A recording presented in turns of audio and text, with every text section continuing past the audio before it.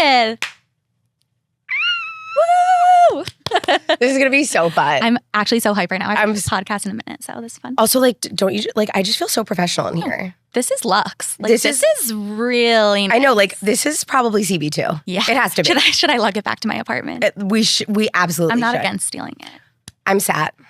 I am sat. I'm here. I'm really excited. Welcome to the podcast, Jordanna. Thank you so much. Jordanna, a.k.a. the Daily Schvitz, a.k.a. the apple of my eye. Like, for as long as I can remember, one of my comfort creators, you and Caroline, I'm so lucky you have become friends and also still my comfort creators. Like, I'm so excited to have you here today before you go to your final decision making of your wedding dress. We're going to yap and get out all the anxieties so that way when I show up to the appointment, I am yapped out and have nothing left but empty brain space to just absorb what's going on. 100%. I think this is the best method. Thank you. Just do a little like therapy session. Perfect. With the girls and Remy, of course. Perfection.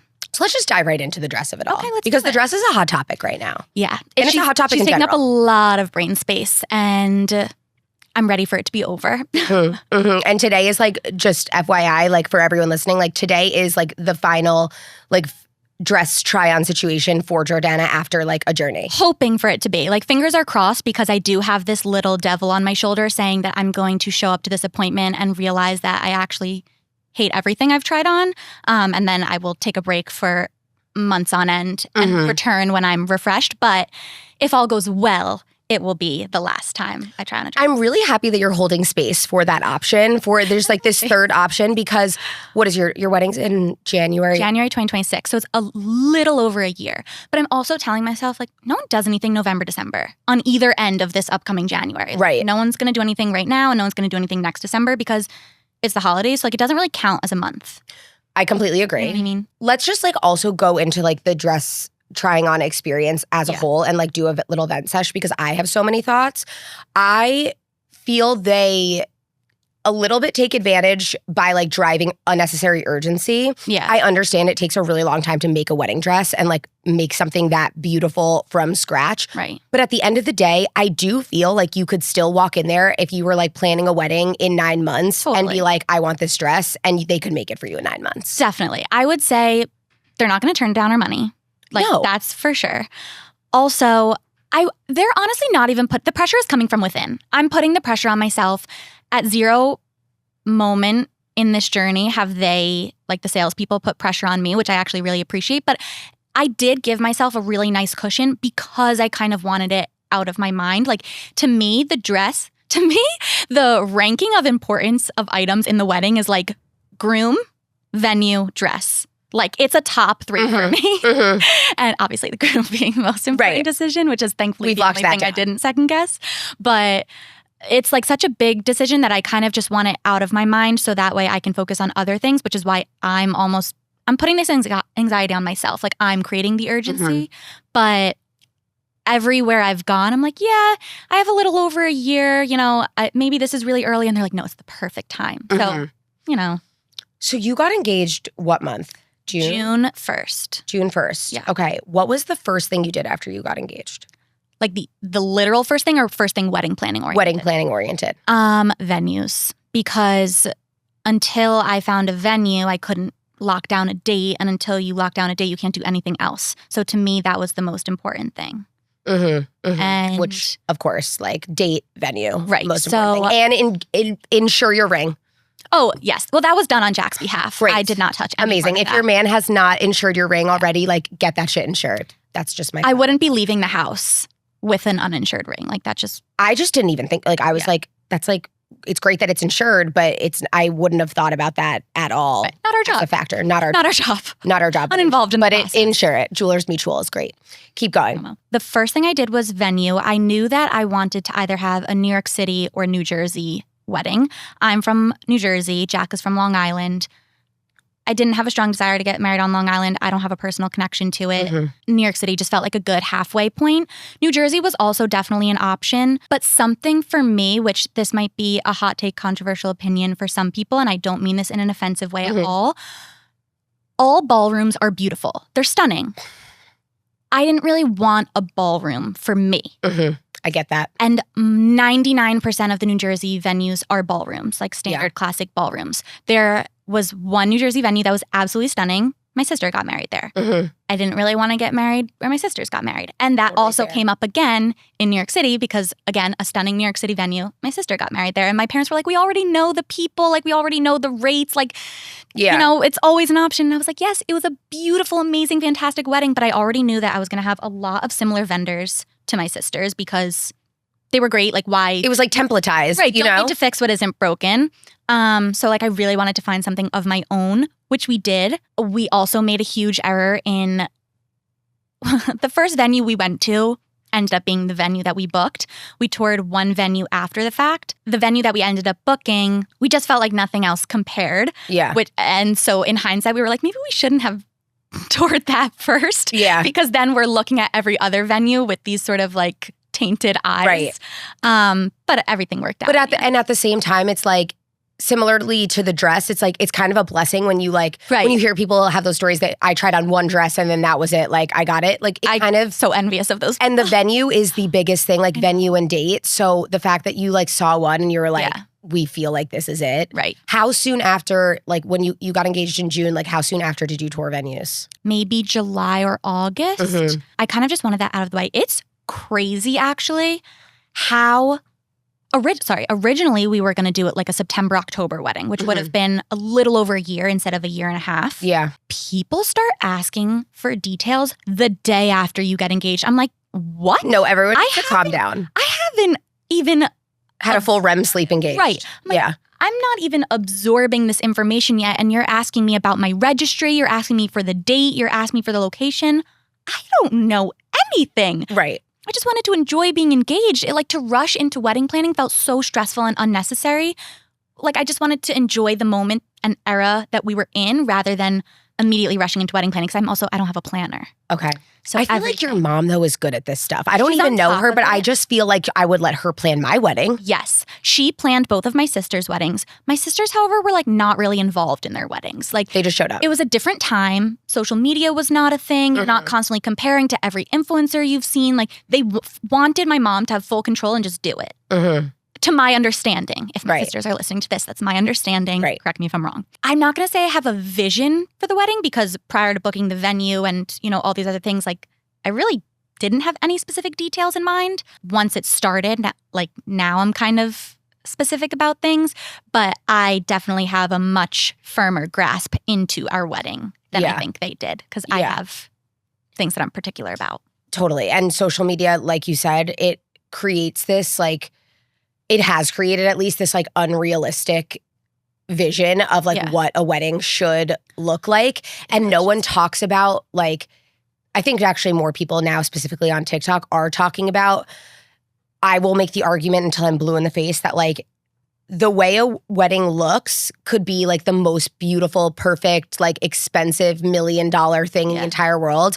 But what does the wedding feel like? Yeah. Like the vibes are everything. You know what I mean? Yeah. And I think that the couple sets the vibes. Yeah. 1000%. Yeah. I think if you come out ready to party, like happiest you've ever been, full energy, everyone in the crowd is going to feel that way too. The crowd, as if it's like a performance. But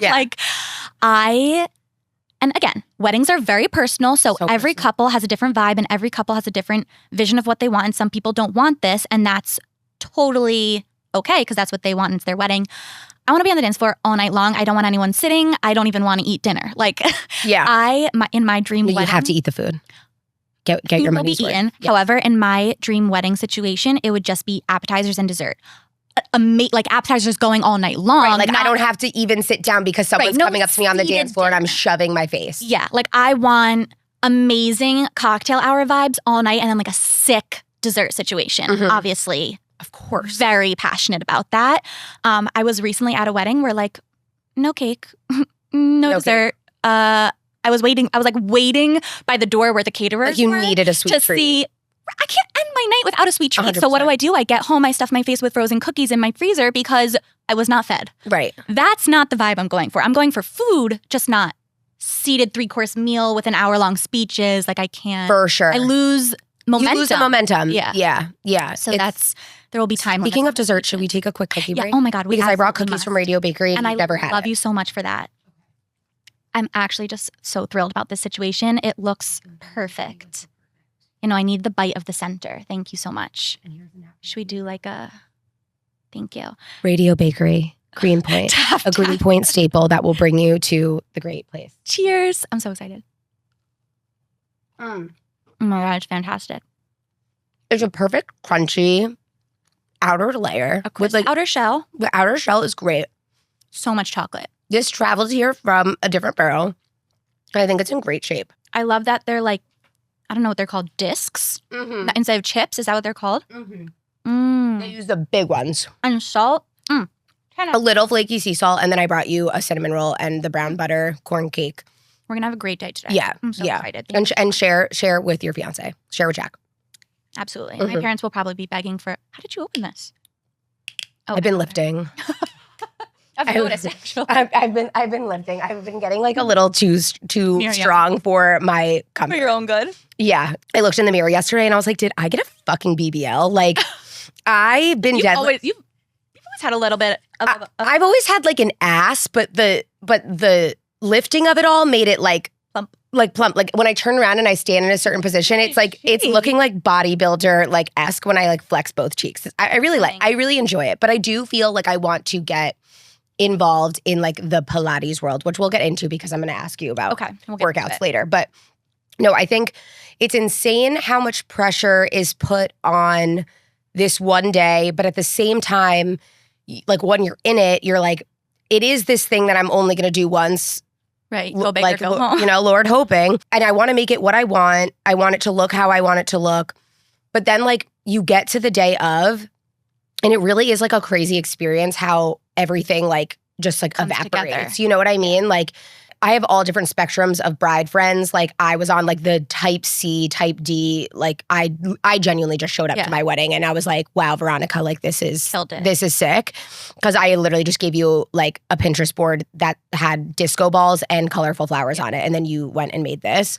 But I have also friends who were super type A brides, like very involved, went through like 6 different versions of invitations down to like different calligraphy. And then like, it's crazy. The day of and the day after, like you really just surrender to the experience. And like it really goes to show like everything works out the way that it's supposed to work out. The things that didn't get done didn't even matter. And like you never remember like, oh, that was supposed to be a different table setting or whatever it was. And there are some things that I truly don't care about at all. Like I'm not a type A person. I'm almost like a little bit of a fraud where like some things in my life look like I'd be type A. Yeah. But then when you like peel back the layer, you're like, oh, she's actually like hidden type B, like with type A tendencies. So some things I really don't care about. Like we're 99% most likely not doing invitations, like physical invitations, just like send it to my inbox. Right. Invitations are beautiful, but they get thrown away. And it's a lot of money, and I'd rather reallocate that budget elsewhere. 100%. Unless circumstances change, like I don't really know. But like that's one thing I do not care about. If we had a blank venue, like if we were pulling up to a warehouse, if we were pulling up to a restaurant, like a venue that's literally just a space and doesn't do weddings on the regular, we would have a planner and the planner would take care of details. Because we have a venue that is an event space, like that's the purpose of the venue, they take care of chairs, linens, like all those things. I'm not then going into an all-inclusive price and saying, I don't like these napkins. I actually want this one with this material and this embroidery.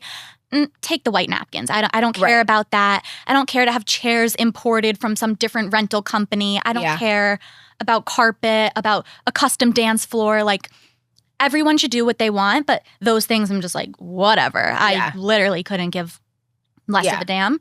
But I also do think like what you said, you know, no one's going to notice about this that doesn't get done or that doesn't get done because no one knows what it was supposed to look like except you. Because I'm not a type A detail-oriented person, there are so many things that I think A, planners, and B, social media makes you think you should have that like a regular wedding wouldn't have. And it's like you don't even know that they're supposed to be there until someone else brings it up, aka an influencer or a planner. And you're like, oh my God, I didn't even think about that. And then it's just an additional thing to pay for, an additional thing to stress over, an additional thing to like pick a vibe for. And I don't want the hassle of any of that. I'm not like details. This just reminded me and triggered me into how overwhelming it was to be on TikTok as a bride planning their wedding. No, it's horrible. It's like, this is what I did this week as like a blah, blah, blah bride. Yeah. And it's like, I handcrafted my... Oh my God, the DIY queens blow my mind every day. They're so impressive. They're so impressive. I don't have it in me. I don't have it in me. I'm not a crafty girl. I wouldn't even know where to start, but it just like, it's so helpful. You're also the youngest, right? Yes. I think it's a youngest child versus oldest child thing because there are so many things in my life that I'm like, oh my God, if my sisters were doing this, like, okay, let's just say, for example, I'm hanging shelves in my shower. My sisters would have out rulers. They'd have out a leveler. Like, they'd know exact, like, it would look like a professional. Freaking slapping it on the wall and calling it a day. Same. And that's why I cannot be in charge of crafty DIY elements of my wedding because it will look like a kindergartner did it. Couldn't agree more. Youngest child syndrome. Play to your strengths. Absolutely. Know thyself. And I think know thyself is like one of the most important things with wedding planning. Like, know thyself in terms of what you want. Know thyself in terms of not asking for too many people's opinions on random things. Yeah. Know thyself in terms of having to set boundaries with, yourself in terms of like how you respond to other people. Like, because people are just going to say to you like, oh, no, you should do this. Or it's like kind of annoying that you're getting married at this time or at this location. Like, I know that happens with a lot of people who do destination weddings. It's not an issue for us, but you just have to be like, this is what we're doing and we'd love if you can make it. Right. And if not, all good. I think that's the most important thing is if you are asking a lot of people, whether it be your wedding, your bachelorette, your bridal shower, whatever it may be, that's fully your prerogative and fully your right to ask for those things. But I think you need to be understanding if people can't make it work. Yeah. And like, that's just is what it is. 100%. Like there were people that are best friends of mine who had a wedding the same day, and because we didn't do a bridal party, like they were in that other wedding, right. and they couldn't make it. Like one of Andy's like childhood best friends, like he was in another wedding that day. And it just like is what it is. And at the end of the day, while it is this like big special day, and it would be like devastating if someone like your sister couldn't be there, like the show goes on. And there will be other opportunities to celebrate. Like it's not like it's the last time you're ever going to see them or the only chance you have to celebrate this momentous occasion. For sure. So I think just going into it with an open mind and understanding, but bringing it back, the TikTok algorithm, obviously TikTok knows everything about you and they know exactly what stage of life you're in. They know everything. They know everything. So obviously all of the content I'm getting served is wedding planning content. And that has also contributed to the dress stress because every time I see a new dress, I'm like, oh, I love that. But do I actually like it? Or am I just seeing it a million times? And so I think I like it. And that's happening to me I'm like, okay, do I actually really like this flower vibe? Or have I just seen it everywhere? So I think I like this flower vibe. Like I got to tune it out. The dress thing though is so real. And I remember I got engaged in March of 2022. And then I started to go try on dresses in like end of June. I found my dress in like July. I put in the deposit because same as you. I was like, I just want this out of sight, out of mind. I wasn't getting married for like a little over a year. Yeah. And my sister kept saying, she was like, just like maybe you should wait though until October because that's when like new dresses come out. She was right in a sense where like I saw all the new dresses come out and I was like, fuck, I should have waited. Yeah. But I chose the dress because I wanted it out of sight, out of mind. And then all these new dresses came out and it just, no matter like how much you love your dress, you will at some point like have dress envy. Like have dress envy or like dress, like buyer's remorse just because of the way the world works right now. And like we're served all these things and you just have to like, once you make a decision, remind yourself like why you made the decision. Right. And there was not even a single moment of the entire day that I questioned my dress. Of course. And I know that whatever you choose, like you're going to... I just want it over. It's going to be the right thing. And you're going to feel like this immense amount of like weight lifted off of your shoulders. And you know what? There's other events that I will be shopping for. So exactly. That's what I'm looking forward to. I'm like, batch wardrobe going to be insane. Bridal shower, rehearsal dinner. Like I have other chances to make it up. Yes. Not that I want to. Speaking of which, wait, I actually don't know this. Are you doing a bridal party? Just my sisters and future sister-in-law. Not friends, just to keep it clean and easy. Yeah. But I will be having friends on The Bachelorette. Yeah. That's exactly what I did. Yeah. So I get that. Yeah. Like my sister and I had my sister and my best friend and my sister-in-law as like, in quotes, like maids of honor. Right. Just like for the sake of titles. I am having a few of my closest friends get ready with us that morning. That was my next question. But with no title, no expectations. They don't have to wear any specific dress. Like, I will treat them like queens and princesses because they're the best people ever. Right. But I don't want them to have to worry about anything. Yeah. So. And that is such a gift to your friends. Like, I just want us to have like a cozy, girly morning, totally drinking our coffee and eating croissants and like whatever it might be. Just like keep the vibes high. Like they get to be with you. Yeah. But they don't have to do anything. I don't want them lifting a finger. They don't have to do anything weird, which I've been a bridesmaid a few times. You know what I mean? Yeah. And like, it's always fun. Like you get there early, like the vibes are high. You're all in like a similar color scheme or like the same dress or whatever. But like at the end of the day, like it's just not something that is for everyone, you know? Yeah. Like I felt like it was a gift that I was giving my friends and also myself because I know thyself. And I knew it would give me anxiety if on the day of I had like a ton of like energy around me the whole day. It was just giving me anxiety even thinking about it. So I was like, this is the route that I'm going to go. And if, you know, people don't understand, they don't understand. And that's how I feel about inviting other people to wedding dress shopping. Like so many places asked me, they were like, oh, are you going to have your sisters? Are you going to have your friends? I was like, no, I can't have opinions. I will be overwhelmed so easily. I also hate trying things on in person to begin with. Yeah. So that just brings a whole other level of stress. I'm like, I don't know what I'm going to look like. I don't know what the temperature is going to be. I will get sweaty if I'm anxious. Like, I don't know, what the mirrors are going to be. Like, I don't want unnecessary bodies. Not that I don't value their opinions, but it's easy to just keep it just my parents, like even my sisters. I love them to death. They're my best friends in the entire world. I can't have their opinions. No, it's so easy to get caught up in the noise throughout the whole process. And like the dress thing, like that's, remember I voice noted you and I was like, because I went alone and I went first with my mom and sister and that was like a really fun experience. But then like I went on all the others like alone so that I could just like, I literally like, they were trying to talk to me and they're like the people who worked there and I like had my AirPods in just like playing like random songs and I was just zoning out, like asking myself like, how do I actually feel? Which is a good, like, I think question to ask yourself, like, how do I actually feel when I look in the mirror in this dress? Did you have any like non-negotiables for like your dress in terms of like how you felt about it? The perceptions that I had in the beginning of what I would want versus ended up wanting were very different. Like I thought, no way to strapless, no way to lace. I definitely did not want mermaid, which like I'm not doing mermaid anyway, so that doesn't matter. But it just like was, I don't want to feel constricted in the way that I move. So it looks beautiful and flattering on people, but I didn't want to be movement constricted. And then a lot of the dresses that I tried on, I really surprised myself because I thought, wait, I thought I hated lace and now it's every dress I love is like lace. I know. It's kind of a mind fuck. You that's see why these and then you put them on. And you in the beginning, I tried on everything because I truly had no idea. I was like, even though I think I might want this or not want this, I really don't know what it's going to look like off the hanger on me. So I tried on a little bit of everything within budget, of course, but I was like, yeah, sure. I'll try the halters. I'll try the strapless. I'll try the spaghetti straps. I'll try open back, high neck, like everything just that I could get a vibe for what I wanted because I really, in the beginning, did not have a vision of what my dress would look like. I feel like a lot of girls know exactly what they want. Yeah. I had zero clue. And a lot of dresses surprised me that I really thought I would never even consider. And now I'm swiping through. I'm like, oh, wait, that was actually beautiful. Yeah. And that's the other thing is you try on a lot of beautiful dresses. It's not about what the dress looks like. It's about whether it's your dress. And that's another thing that has stressed me out. Like I tried on some dresses that I thought were stunning pieces of art, but it wasn't my dress. You know, like it almost felt like I was trying to be someone else in this dress. Same. And I was like, why am I, like I only get one, again, God willing. Yeah. So why would I not pick a dress that feels more like me, even if it's not technically, quote unquote, as good of a dress or like as nice of a dress.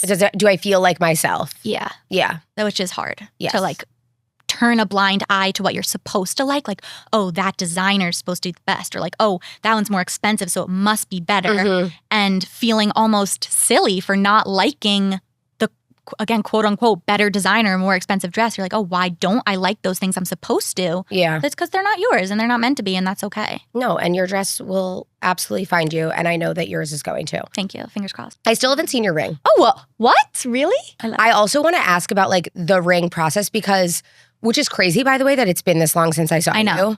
But it's been a really long time. It was like almost a year ago. Yeah. Like last January, I think it was. Yeah. and we were talking about like the ring process. And I want to know like how you figured out what you wanted. I guess I went ring shopping with my sister, which was like a major tipping off point that it was happening soon. She was like, let's go just for funsies. You don't do that just for funsies unless you know something. Like obviously Jack was like, take her so that I know what she wants. And I thought I wanted something totally different, similar to the dresses.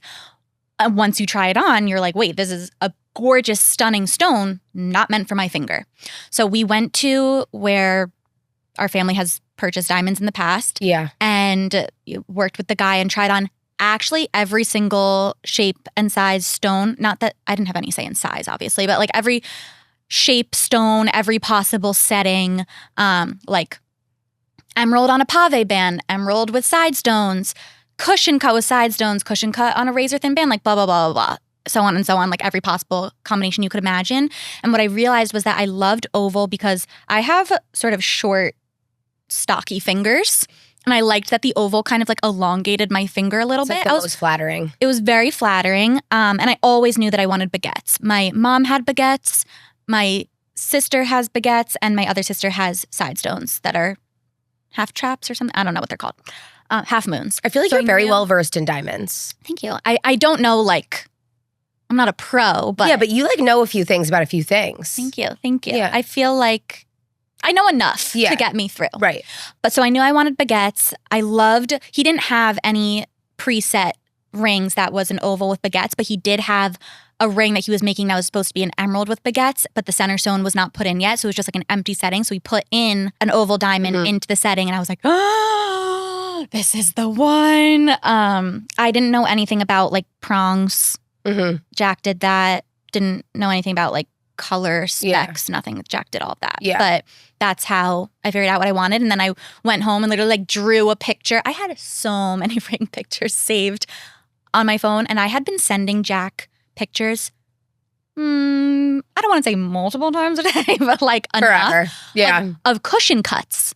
I really that's what you thought you wanted? Yes. They're stunning, but just on my finger, it didn't look right. And so then I was like, oh my God, he's going to be so confused. He's going to think I want, previously I would been drilling in his head, cushion cut. Yeah, like speaking into the phone, cushion cut. Yeah, exactly. So I could get ads for it, which he actually now gets ads for Ring Concierge, which is not where my ring is from. Right. It's so funny that he gets that. They're good at the ads. They are really good at the ads. They're working hard. So yeah, so then my sister told him and the rest is history. That's how I chose. And for the proposal, like, did you, I feel like you were genuinely surprised, but like, how did it happen? Were you surprised? I had an inkling that it was coming. I didn't know exactly when. But there were obviously things that tipped me off, such as my sister saying, just for funsies, let's go down rings. He started planning this in February. It happened in June. I think he took my parents out for lunch in February to ask for permission.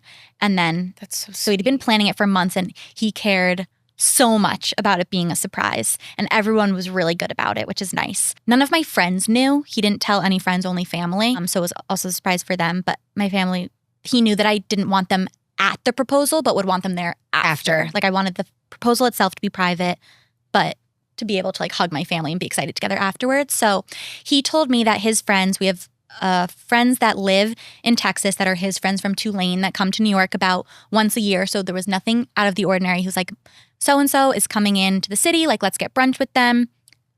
He actually like had the friend text us, hey, we're going to be in the city.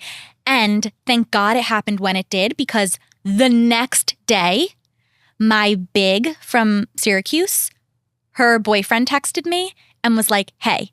Instantly, I go, oh my God, you're proposing. And he was like, June 1st, block off your calendar. Like, you got to come to Philly. It's going to be this whole thing. And I was like, oh my God, I just made plans for June 1st.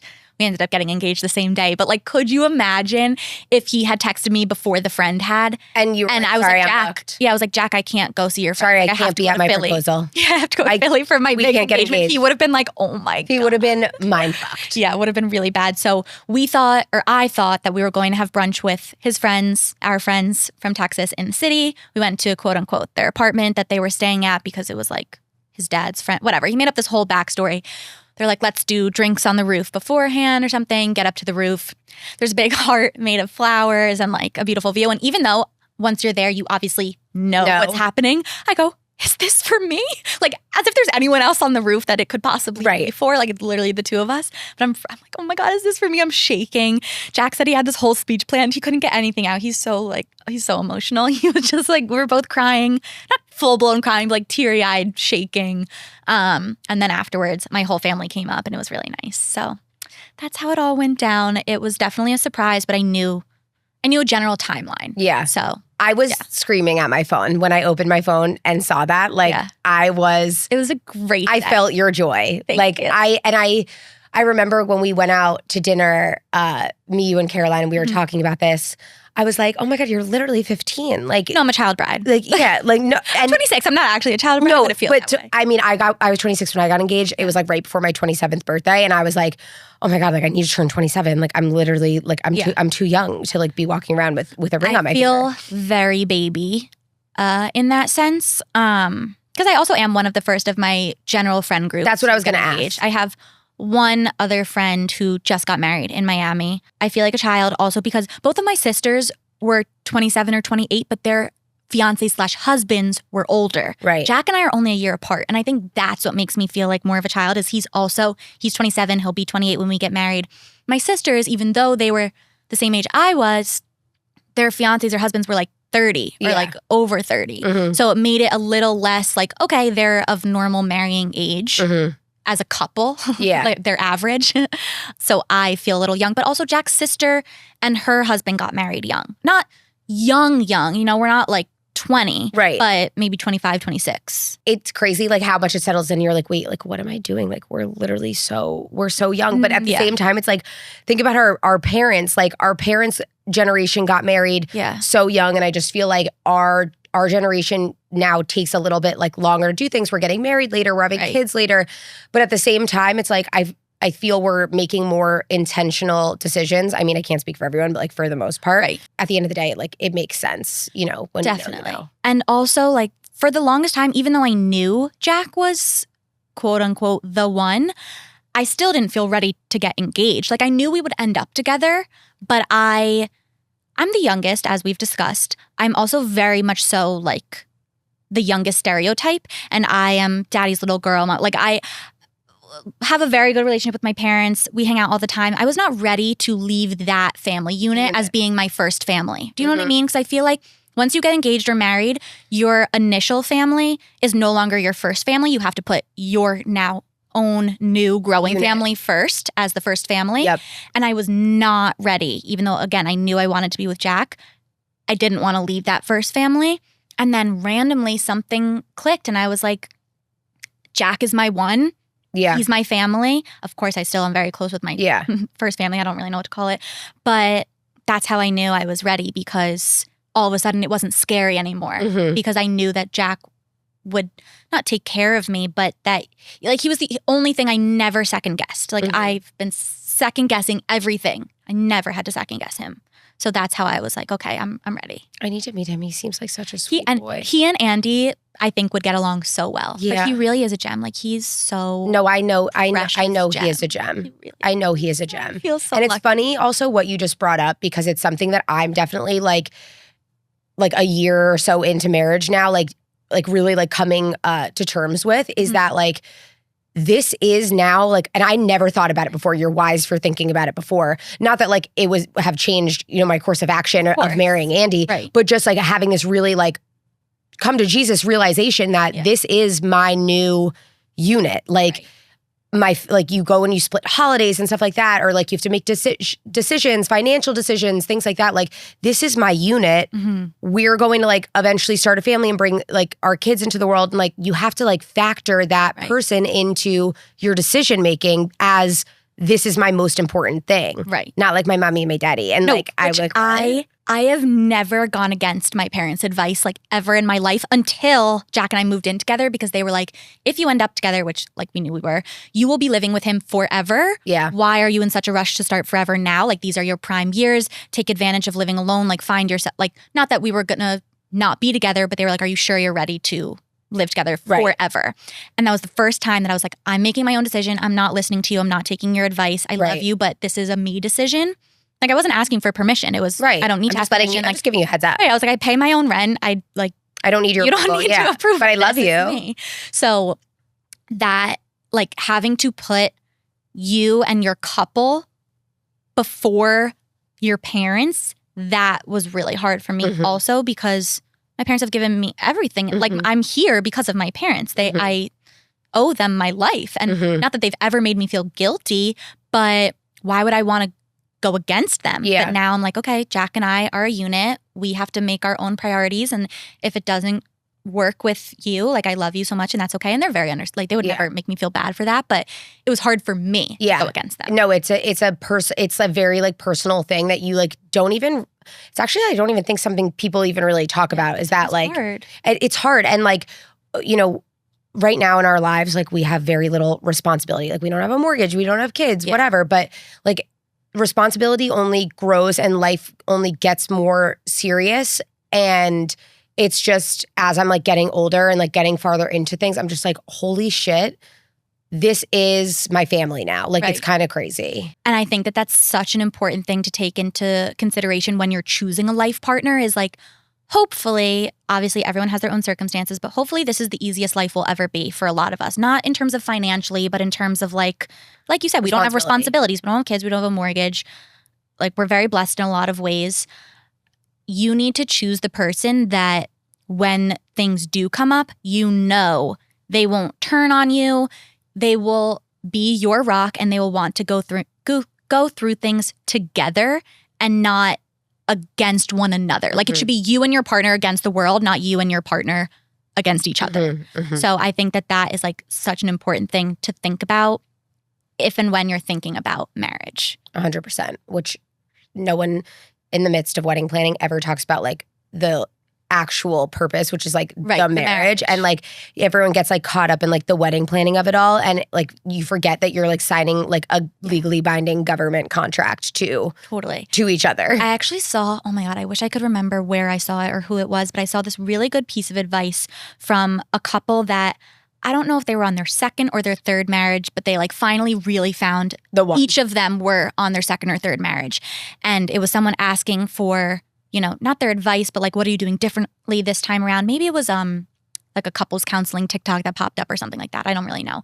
And they said, my partner and I, we sit down once a week and we talk about the quote unquote, the marriage as if it's this third entity. Like, there's me, there's you, and there's the marriage. Yeah. Like that's how they refer to it, almost as if this third person was part of their relationship. And they'd say, okay, like what can we do this week for the marriage? Or like what did we feel like jeopardized the marriage this week? And like would constantly bring up the marriage because it's not just the wedding. It's not just you and this other person. It's hopefully a life of partnership together. And you need to be constantly thinking about how you can nurture it. Like it's not just going to last because you signed a document. 100%. I mean, some people can go through life that way, but you don't want to be stuck. Yeah. You don't want to feel like, oh, I'm just legally bound to this person, so I guess I'll stick it out for, you know, however kids long or whatever. You want to actually like enjoy your marriage. And I'm very lucky that my parents are still together. And I was FaceTiming them yesterday because, like I said, we're all still very close. And they were just running errands together. And I was like, this is the cutest thing I've ever seen in my life. And I said that to them. I was like, you guys are just running errands together? They're adorable. I was dying. I was like, I don't know why I think running errands is so it's cute. cute. But you're so cute that you actually want to spend time together. Like, I love this for you. Because I feel like we're just exposed to so much negativity these days. Like divorce rate, 50% or higher? I don't even know. It's like all you hear about. I was like, oh.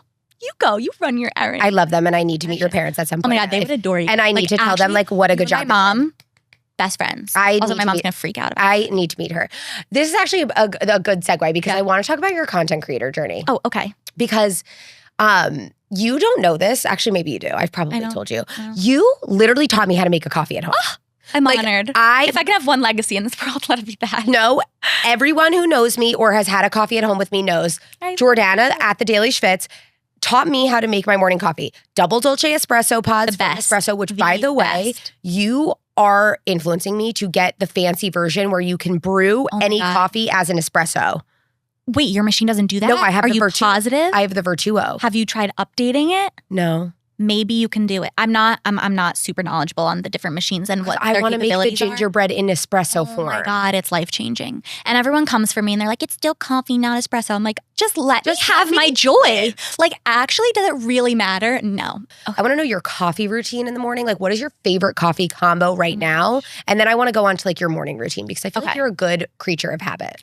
I am very routine oriented, that's for sure. But my coffee, recently it's been changing. I will be a double espresso dolce girl for life. Like, that is my staple pod. Obviously, there's some fun holiday flavors, some fun limited editions, and we'll throw those in there. We'll trickle them in, but they're not the go-to.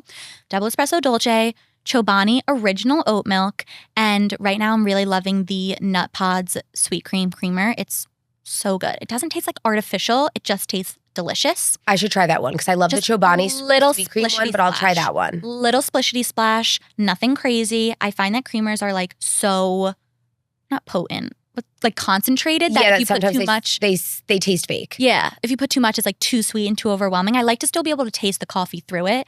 And people are going to come for me and say, if you're not, drinking it straight black or like straight espresso, if you're not like doing it yourself, like, I don't care. Enough. This is my joy. Yes. And I'm just going to reiterate that. And that's over ice, right? Oh, 100% over ice. Do you do the espresso over ice first? No, or so the espresso. Give me the order. Stop Give me right the order. there. Like, tell me everything. Espresso in a little cup. Okay.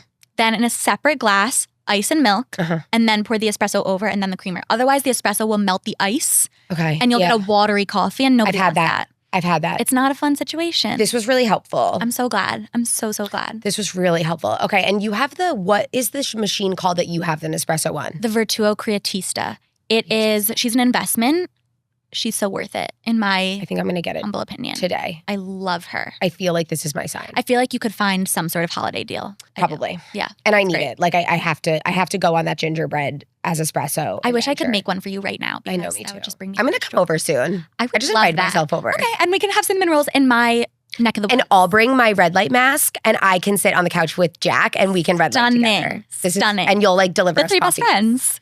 This is perfect. 3 best friends. So, content. You taught me how to make coffee. You have your notorious series, Cookie Coffee Time. Yes. Where you eat cookies and make a coffee. Yes. Like, where did this start from? Okay, so Cookie Coffee Time, back in my original, I've had many different eras and phases of content creation, but in my very initial content creation era, I was on Instagram 2019, and it wasn't my intention to have it be this way, but it started as almost like a personal diary. Like, I had long, lengthy captions, like fully spilling my heart out. I didn't want anyone that I knew in real life to ever find this account. It was not something I publicized. Like, I talked a lot about my relationship with food, like a lot about my struggles with binge eating, a lot about like exercise and like how I was approaching weight loss at the time. It was just I feel so disconnected from that stage of life because a lot of the approaches I took and a lot of the language I used is not language I would ever use now. Because even though I thought I was quote unquote in recovery or healing, I was actually still deeply disordered, most likely. So it's like interesting to reflect on that. But it means you're growing. It means I'm growing. All of my old posts are still up. So like if someone really wanted to find them, they could. But long, lengthy captions. When I came home in 2020 from college for COVID, I started Cookie Coffee Time. It was not something I publicized. It was like genuinely something I did every day because what I found stemming from, trying to heal my relationship with food and heal my disordered binge eating was I was like deeply in this binge and restrict cycle where I would restrict something like a cookie. We're just going to use cookies as an example for the sake of this story. I would tell myself that cookies were bad, that if I ate a cookie, I should feel guilty. If I ate one cookie, I may as well eat 10 cookies, which was like part of the binge, because I already ruined my day, ruined my week, ruined my diet, and I could just start again tomorrow. And maybe if I ate 10 cookies now, I'll feel so sick that I'll hate cookies and I'll never want to eat them again. Obviously, again, disordered thinking, like none of this, that was never the way it would work. But I'd binge on the cookies. Then the next day I'd be like, okay, clean, fresh start, restrict, restrict, restrict. Then I'm exposed to a cookie. Oh my God, haven't had a cookie in so long. Must eat all cookies right now. What I found as a result from that era in my life is that if you eat a cookie every day, the cookie loses its power. It's no longer this forbidden, crazy thing that I should feel guilty for eating. It's just neutralized. I now look at a cookie the way I would look at anything else. The way I would look at a salad, the way I would A banana. Yeah, like I feel nothing looking at I feel excitement looking at the cookie. I feel joy, but I don't feel fear. I don't feel like I can eat now a bite of a cookie even, which it doesn't usually happen that way. But it used to be that once I started, I couldn't stop because I didn't know the next time I would have it. It felt like this precious thing that was so forbidden that, I had to engorge on it while it was there. But now, like, if I see a cookie and I just want a bite of a cookie, I could put it down, no problem, and not think about it again. Whereas that was an unfathomable thing to me back then because I couldn't imagine a cookie not holding so much power over me and my brain space. Like if I tried to do that back then, I'd eat a bite of the cookie, put it down, still be thinking about the cookie, take another bite, put it down. Okay, 2 bites didn't count.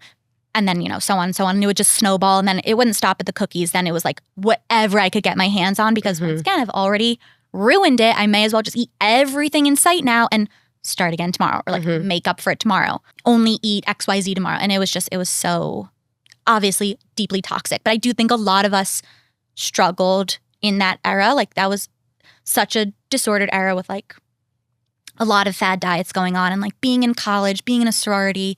It's all anyone talks about, I don't want to, eat before going out because I want to look as skinny as possible. Right. And then you get so blackout because there's nothing in your stomach. And now I'm like, hell yeah, I'm having 7th Street burger before going out because I want substance in my body. Like, it's just, I feel very far past it. But I say that with the asterisk of every year I think I'm far past it. And then every year I feel like I've grown more. So I think recovery is like an ever-evolving journey. Yeah.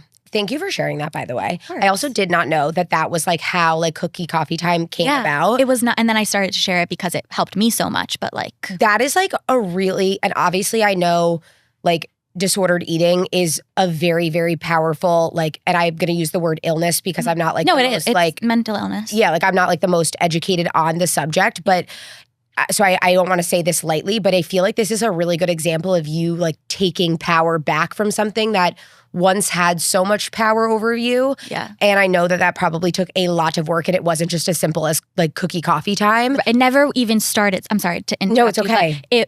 When I first started quote unquote cookie coffee time, it would never have been this cookie. It would have been some weird healthified like only oh my God, like don't even get me started. Like an almond flour, peanut butter, maple syrup, like what I considered clean, okay ingredients. Right.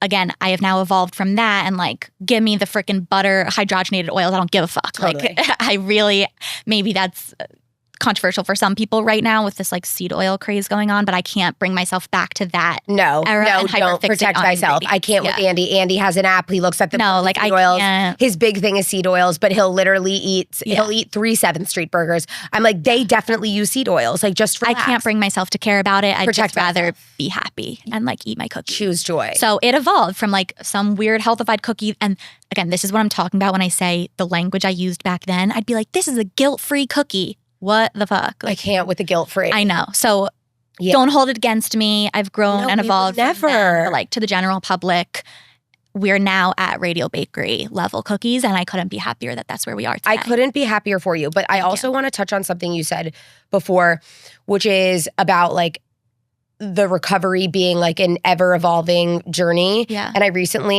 I've been talking to someone in my life who's like on and off like dealt with disordered eating or a disordered view on eating. And it really is something that it's kind of like grief. Like when you you lose someone close to you. It's like, it's not that the grief ever goes away entirely. Like but you find a way to like live with the grief. Totally. And like things will come up when I talk to this person, like things will come up, random interactions that they'll have with another person that like trigger like that mindset. And then now that person has tools to, silence the noise and not make it a recurring thing. But it is something that I feel like you just learn to live with, and you learn to be more powerful than that thing. But I feel like it takes a lot of time and it takes a lot of like help. Did you have like therapy and help? I didn't. And that's one of my biggest regrets is it's been probably 6 years. No, I started binging my freshman year of college, which was 2016, almost 10 years to a point where I now feel like. Yeah. And there have been times where I've tried to start therapy and I just like didn't vibe with the therapist and then didn't put energy into finding a new one. Yeah, it's a lot of work. I had a registered dietitian that kind of like acted as a therapist in the sense that she was trying to teach me all the things that I now know. But at the time, her saying those words were so meaningless to me because it wasn't what I wanted to hear. I wasn't ready. Like you can only receive the help the help that you want. Yeah. And this person, by the way, that I'm talking about, also never got professional help in any way. But I do, I just want to recognize like the weight of the severity of something like that. And obviously there is a spectrum at which like definitely a spectrum. It is, definitely powerful, but there is a spectrum. And like this person, is now like flourishing and like has come so far. Reminds me a lot of you in the mindset and the word choices, because words matter and being intentional behind the words is very, very important. So I do think like there is a world where people can, overcome that without professional help. But definitely. But if I were to recommend, or like if anyone else is struggling with this, I would say, but it was at a time I was in college. I was scared to tell my parents. Yep. Like I didn't want them to know. If I was living on my own at the time and I was a little bit older and I had full control over like my insurance and my doctors and everything like that and could have kept it a secret, like I wasn't ready for people to know. And that was why I hesitated in the beginning, and then I never did it. But if you're at a stage in life where you feel like you can admit that you need help, I strongly would advise for it. Do you feel like a sense of freedom after sharing that experience on social media? Oh my God, it was the best thing I ever did for my own recovery. Yeah. Because and this was when I had 200 followers. Right. The amount of people that confided in me in my DMs, I realized I wasn't alone, because also at the time, the range of eating disorders was not as discussed as it is now. Or defined, yeah. Yeah, like everyone knew anorexia. Everyone knew bulimia. Binge eating was not spoken about, really. Like this like redheaded stepchild of the spectrum. It felt, and obviously this goes without saying, gonna say it anyway, no eating disorder is glamorous. No eating disorder is okay. No eating disorder should be normalized. But it really felt like binge eating was like the black sheep of eating disorders, where it was almost embarrassing. Like if you're going to have an eating disorder, at least have some, this is my inner monologue, like what I was telling myself at the time, not the way I really feel, like at least have the self-control to not eat. Instead, you're like a cow, you're a pig, stuffing everything. It felt so much worse knowing that that's the end I was on, rather than like what it seemed like everyone else was dealing with. Like I felt so polarized, so isolated that I couldn't just have like the quote unquote normal eating disorder. Like I had to have this one. And there was so much shame and guilt that stemmed from that's another reason why I didn't want to tell anyone, because it just felt like someone would have been like, okay, stop eating, And I couldn't. And it's not that simple. Right, and it's not about the food. Like it's not, in no way was it about the food. So it just, and then I also had this, voice in my head like, okay, at least I'm eating. When anorexia is so heavily discussed and focused on, it's like, well, at least I'm feeding myself, thinking maybe it's better. Like you just have so many intrusive thoughts and a lot of inner monologue, especially because you're keeping something in. So like I can imagine that like sharing it. So secretive. Yes. You have a roommate at the time, and oh my God, it was just horrible. It consumes you, and I can see how you would have all of the thoughts that you just shared, like that inner monologue. Like to me, putting myself in someone's shoes, going through that, like that makes so much sense. Yeah. And I can imagine how liberating it would be to finally like express yourself and like realize you're not alone, and create community in that. And I'm sure that you've helped so many people reframe their thoughts. Like even I saw your TikTok you made before Thanksgiving. You're like, to whoever needs to hear this, like it's the Tuesday before Thanksgiving. I'm having a cookie because it doesn't matter, and it does not make it worse or like to have a cookie 2 days before we're having a Thanksgiving meal. It's just a meal. It's okay. Right. And even I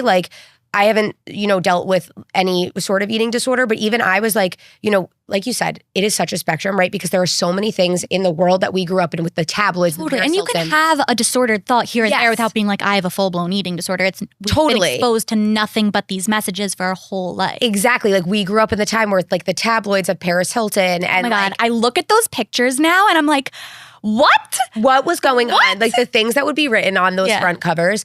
And I'm actually like exploring this because through my wedding, I lost a lot of weight from like, I had stuff just going on in my personal life. I was really stressed out with wedding planning and I had discovered freaking Core Power Sculpt and I was just like sweating my ass off, working out a ton, not nourishing myself because I was so anxious that I couldn't like stomach like a full meal and I like dropped a lot of weight and I didn't realize it until I saw my wedding photos and saw every single bone in my chest and I was like, girly pop, are you okay? And over the last year or so, I have like really made it a point. I'm like, bitch, you need to have 3 fucking whole ass meals a day and some snacks. I've been like really prioritizing eating enough, and like I went on this like weightlifting journey and I've been like avoiding like those like types of like workouts where I was, you know, in that state where I was just like sweating everything out and like really just like kind of like depleting myself because I wasn't like nourishing myself enough afterwards. It would have been fine if I was, but I wasn't. But that being said, now I'm in a place where I'm like gaining weight and I've gained it all back and then some. And like clothes don't fit the same. And I've like sometimes we're not meant to stay the same size throughout our whole life. Exactly. And these are the things that I'm trying to remind myself because sometimes I'll look in the mirror and I'll be like, oh, like you like are looking like a little like thicker than you used to. And it like 80% of my brain most of the time will be like, you look so like you look hot, like you're a BBL vibes. And then like 20% of the time though, I'll be like, I'll be having these thoughts that I've never really had before about my body of being like, oh, you should keep those jeans. Like you might lose the weight. And then I was like, wait, no. I need to remember what I would say to a friend if they said that to me. Like, should I keep these jeans? Like if like in hopes to potentially like be smaller one day? No. I always say your weight fluctuates because life fluctuates. Like you do not have the same set of circumstances every single day. Why would your body stay the same? You're getting older. You have travel. You have weddings. You have events that you want to participate in without guilt. And then maybe there's the flip side of things where you're anxious. You're, you know, like dealing with a lot of stress. You have things going on in your personal life. Like it's not normal to stay the same exact weight throughout your whole adult life. Things happen. So obviously you're going to fluctuate. Like it just, your life fluctuates, so your weight fluctuates. And there's nothing to panic about, you know, unless of course there's like a medical reason. Right. Like then of course. Take math. Yeah. It's definitely something new that I'm working through. And I will say like people like you on the internet who have been through that sort of journey and bestowing your wisdom upon us like is greatly appreciated because like every range of the spectrum of like what you're going through just as a woman in society, like there's a part of your content that can resonate with anyone who is just existing as a woman in society. Totally. And I think to your point, person, a man. Yeah, absolutely. I think to your point of, you know, you say you've never really struggled with like body image or eating disorder. Like you don't have to be diagnosed with a full-blown eating disorder to hear these messages. 100%. Like I think that they're important for everyone to hear, even if it's never something you've thought about before, because we're constantly being bombarded with Ozempic and like all of it. Like she looks amazing. She lost so much weight. Like all of these messages that why not just throw a counteractive one out there into the world and like hope whoever needs to hear it reaches them. You know? Right. And then like maybe someone will remember something you said and they need to say it to a friend one day. Like it's just. It never hurts. It never hurts. So I appreciate you doing all I appreciate you appreciating me. I love you. It means a lot. I love you. I have 2 like rapid fire questions. Okay. Hit me. What are your favorite workouts right now? I have been a solid core girl for 3 years now. I love it to death. I took a break from her for a while because I was going every day. It's so fucking hard. It's so fucking hard. I was going every day and it was not necessary to go every day. And I found myself, because I was going, it's not even recommended to go every day. It's like 3 times a week is what you should be doing. In the ideal world, you know? Your body needs to recover. Yeah, you need recovery. So because I wasn't letting myself recover, I was taking every modification. I had no motivation to even be there. So I was like, what am I paying for? Like, why am I here? Take the rest. So I took a long break from solid core and I was doing just like, I don't even know what I was doing. But I also love push, which is specifically in Hoboken. But I think she's going to dabble, you know, in maybe some pop-ups or something. If you ever get a chance to go to Hoboken or see that she has a pop-up, I'll always post about it. But her name is Emily. She's the founder and the only instructor currently. She is a gem of a human to an extent I can't even put into words. You guys seem to have a soul connection. I love her, love her, love her. You would love her. She's so fabulous. And energy and vibe is so important to me in a workout because you could have some triggering instructors. You could have some instructors that you don't vibe with, that say things that do not motivate you or are for the wrong reasons. And like, she cares so deeply about each and every one of her students. If you're not doing something form properly, like she will go out of her way to correct you, not in an embarrassing way, but in like a I want to help you way. Right. Like she cares. And that, to me, that's everything. Her classes are never boring. They're different every time. Like I'm just obsessed with her. So push. And she's also, I get this question all the time. Her main focus is pre and postnatal. Love. And so people ask me, they're like, are there classes other than her pre or postnatal? I'm like, do you think I'm having a baby? Like, yes, she has non-pre postnatal classes. Right. So, but if you are an expecting mother, hit her up. She's great. Okay, great. And then what are like the non-negotiables in your morning routine? I wake up anywhere between 6:45 and 8. 8 is like the later end. It's usually around 7:30 every Monday through Friday. Because I'll always be a morning person over a night person. Same. I go to my workout, whatever my workout may be, whether it's solid core, push, a walk along the water. I love to just start my morning outside by like getting some steps in, getting some fresh air. It's also really good for your sleep cycle to like be exposed to the sun in the morning. Circadian rhythm. Yes, absolutely. Do my workout, come home, breakfast, then coffee. Never coffee on an empty stomach. And then like shower and get my day started. Like I really don't have any woo-woo things in my morning routine. love that though. Like a practical girl. Yeah, like it's like a very basic to the bones morning routine. But yet and it's the same breakfast every single day. I know. And by the way, every single day, that's the routine part of it. By the way, I love how much of a creature of habit you are. It's one of the reasons that you are my comfort creator. It's been like 6 years of this breakfast and I'm not sick of it. No, and it hits every time. Every time. It's so good. I don't know what it is. It's just like, it will always do it for me. Do you want to say what it is? Oh, okay. Yeah. Okay. So it's oatmeal, but I'll just give the exact recipe. Yep. A 1/4 cup of oats, a big spoonful of chia seeds, a big spoonful of ground flax, cup of water or half a cup of water or milk, whatever your liquid of choice is. Microwave, cook the oatmeal. Toppings, berries, banana, Greek yogurt for creaminess and protein, hemp seeds, and nut butter of choice. And it is so freaking good. It always looks divine. People think the yogurt is weird or people think that it's just a yogurt bowl. No. You got to mix the yogurt with the oatmeal. It's so creamy and perfect. Like I'm obsessed with I haven't tried the oatmeal because I did think it was Greek yogurt until now. But I've been adding in Greek yogurt because I love chia pudding. Yeah. I had a chia pudding in Tulum in 2021 and it changed my life. And so I'm going to try it with the oatmeal mixed with People have also asked me, they're like, is there a reason you do a 1/4 cup of oats rather than a half cup of oats? It's only because of the chia seeds and flax seeds. No, the chia seeds and flax seeds, because the chia seeds expand with water and stuff. And if I did a full half cup, I wouldn't be able to finish it. Like it would be wasteful. It's so, obviously, eat whatever your body requires. But like, that's why. Those are the portions that work for you. Right. I love that. Thank you. And then the one last question I have for you is, are you getting a dog? Oh my God. Like, yes.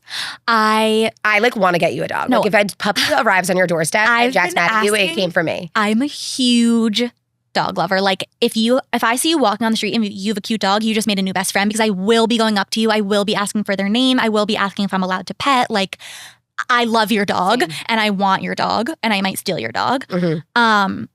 I've been asking for a dog every single day. Not asking permission, but we're a two. Like, let's get a dog. We're a two-person household. Make a decision with the other person. Right. His feelings need to be considered.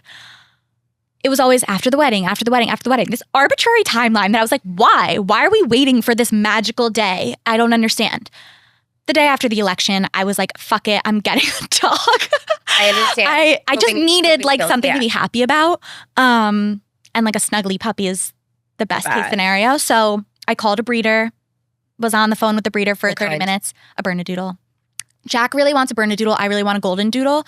To be clear, my family has a Golden Doodle and a Bernedoodle. So I just, Golden Doodle and a Bernedoodle. But since Jack is the one that's like less eager to get a dog, I'm just like, you need to cater to like his preference. Any dog will make me happy at this point. But the breeder that I contacted, like right after we got engaged, we were walking along the water and we saw the cutest freaking Bernedoodle puppy like ever.